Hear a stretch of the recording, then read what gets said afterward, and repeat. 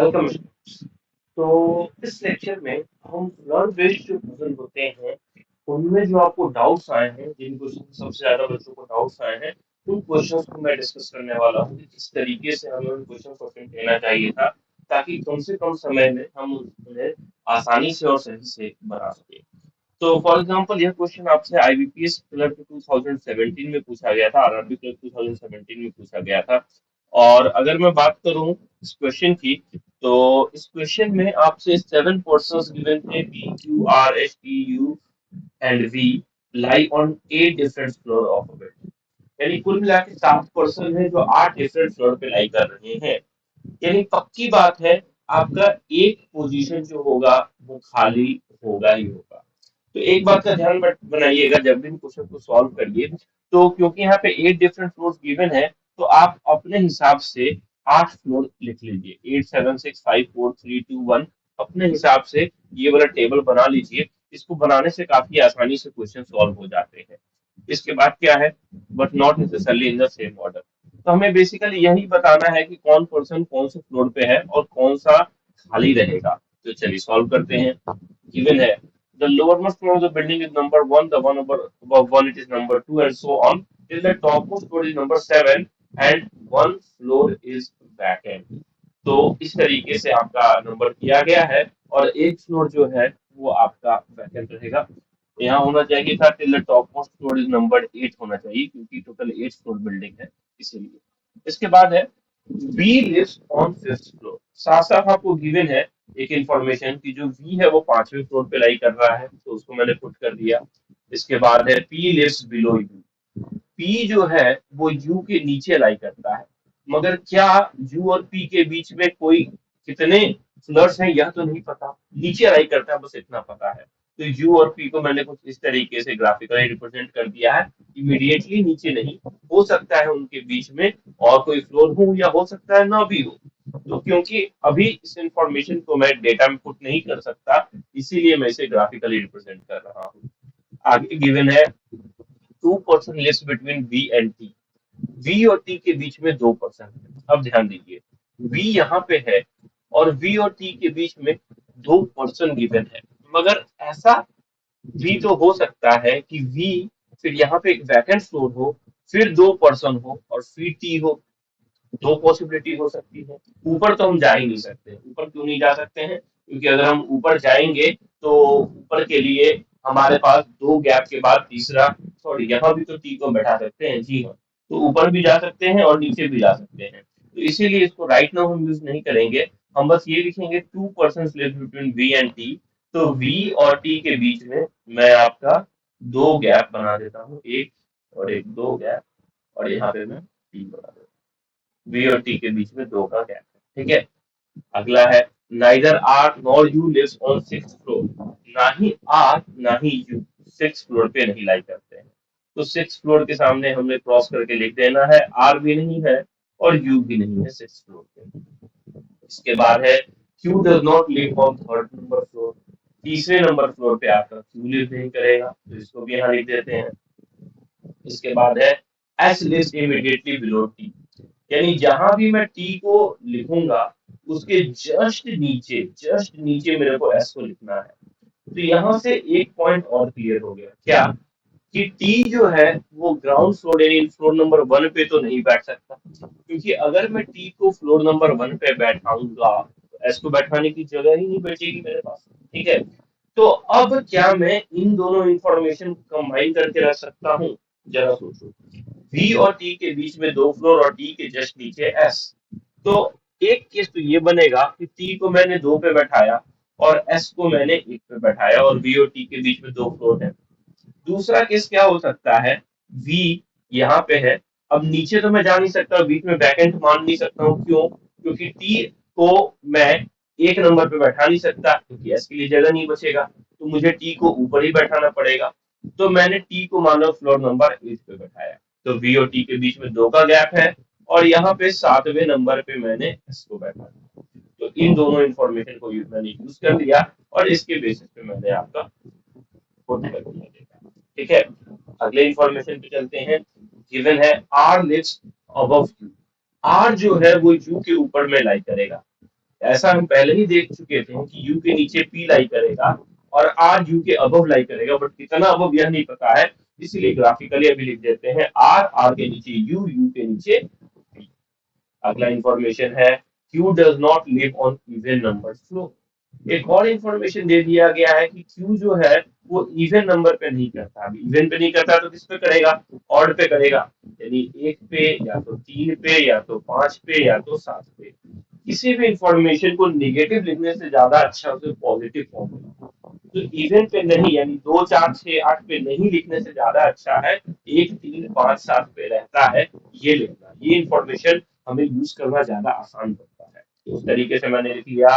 और आखिरी इंफॉर्मेशन है more than one person lives between U and R. U और आर के बीच में एक से ज्यादा पर्सन लाई करने वाले हैं, यह तो गारंटेड है, यह इंफॉर्मेशन हमें गिवन है। अब इस डेटा को मुझे यहाँ पे बैठाने की कोशिश करनी है, तो किस तरीके से हम बैठा सकते हैं जरा देखते हैं। देखिए, अगर इस इंफॉर्मेशन की बात की जाए तो क्यू आपका तीन पे बैठेगा नहीं, साफ साफ दिया है, एक पहले से ऑक्युपाइड है, पांच पे बैठ नहीं सकता, यानी और क्यू एक तीन पांच सात में से ही किसी पे बैठेगा, यानी क्यू आपका सिर्फ एक ही जगह बैठ सकता है पहले इंफॉर्मेशन में, पहली पॉसिबिलिटी में नंबर सेवन पे। अगर इस पॉसिबिलिटी में बात की जाए तो क्यू को मैं एक पे बैठा सकता हूँ, तीन पे बैठा नहीं सकता क्योंकि तीन पे तो क्यू को बैठना नहीं है, पांच पहले से ऑक्युपाइड है, सात पहले से ऑक्युपाइड है, यानी यहाँ पे भी मैं क्यू को सिर्फ एक नंबर पे भी बैठा सकता हूँ। यानी इस इंफॉर्मेशन को भी मैंने आपका यूज कर लिया कि क्यू तीन पे नहीं बैठा है और ऑड नंबर पे बैठेगा। अब मुझे आर यू पी को बैठाना है सच दैट आर और यू के बीच में एक से ज्यादा पर्सन बैठने ही बैठने हैं। साथ में यह भी गिवन है कि आर और यू जो है वो आपका छठे नंबर फ्लोर पे नहीं बैठेगा। तो कैसे बैठा सकते हैं जरा सोचो। अगर मैं इस केस की बात करूं तो आर और यू को मैं सिक्स पे बैठा नहीं सकता, तो उसके नीचे ही बैठाना पड़ेगा। तो मान लो मैंने आर को फोर पे बैठाया और मुझे आर के नीचे यू और यू के नीचे पी को बैठाना जरूरी है। जैसे ही मैंने ये किया तो आर और यू के बीच में तो कोई नहीं बैठा, जबकि लास्ट इंफॉर्मेशन गिवन है ना more than one person is between U and R. तो इससे मैं कहूंगा मेरी ये वाली पॉसिबिलिटी गलत हो गई। अब इस पे बैठाने की कोशिश करते हैं। अब मैं आर को तो यू के ऊपर बैठाना है, तो आर को मान लो एट नंबर फ्लोर पे बैठाया, यू को सिक्स पे बैठा नहीं सकता हूँ क्योंकि सिक्स पे ना ही आर बैठेगा ना ही यू बैठेगा, तो यू को फोर पे बैठाया और यू के नीचे पी को बैठाना है, तो पी को मैंने आपका थ्री पे बैठाया। तो ये हो गया हमारा रिजल्ट, और हमारा जो वैकेंट फ्लोर आ गया वो हो गया फ्लोर नंबर सिक्स, यानी हमारा अरेंजमेंट हो गया R Q vacant V U P T S. तो इसके बेसिस पे आपसे पांच सवाल पूछे गए थे। बच्चों ने सबसे ज्यादा गलती इस क्वेश्चन में किया था कि पूछा गया है U is related to T in a certain way and P is related to S in the same way. U T से किसी तरीके से रिलेटेड है, तो सोचो यू यहाँ है, टी यहाँ है, पी यहाँ है, एस यहाँ है, तो क्या हो रहा है, एक का गैप जाके नीचे जा रहे हैं। यू फोर पे था तो फोर माइनस टू टू और थ्री माइनस टू वन, यानी एक का गैप हो जा रहा है, या बोलो दो से सब्सट्रैक्ट कर दे रहे हैं। तो आपसे पूछा गया है then which of the following is R related to, R किससे रिलेटेड है, तो आर भी एक की गैप के साथ आइएगा तो बैक एंड फ्लोर हो जाएगा। So the correct option will be option number E, back and floor. इसके अलावा और चार क्वेश्चन थे जो आप लोगों ने ट्राई किया था सॉल्व करने का, इसमें सबसे ज्यादा टाइम लिया था आप लोगों ने सॉल्व करने में, इसीलिए इसको किस तरीके से अटेम्प्ट करना है ये मैंने सिखाया। सिंपल सा, कभी भी रिलेशन पूछा गया है तो ऑड इवन चेक कर लो कि क्या ऑड इवन से कुछ रिलेशन बन रहा है, या दो पर्सन के बीच का रिलेशन गिवन है तो उनके बीच में कितना का गैप है यह चेक कर लिया करो। जनरली इतने में आपका रिलेशनशिप वाले क्वेश्चन सॉल्व हो जाते हैं इस तरीके से। चलिए अगले पजल पे चलते हैं। अगला पजल आपसे आरआरबी प्री 2018 में पूछा गया था और ये आपका 8 फ्लोर्स का पजल था। चलिए ट्राई करते हैं सॉल्व करने का। पूछा क्या गया है आपसे, पूछा गया है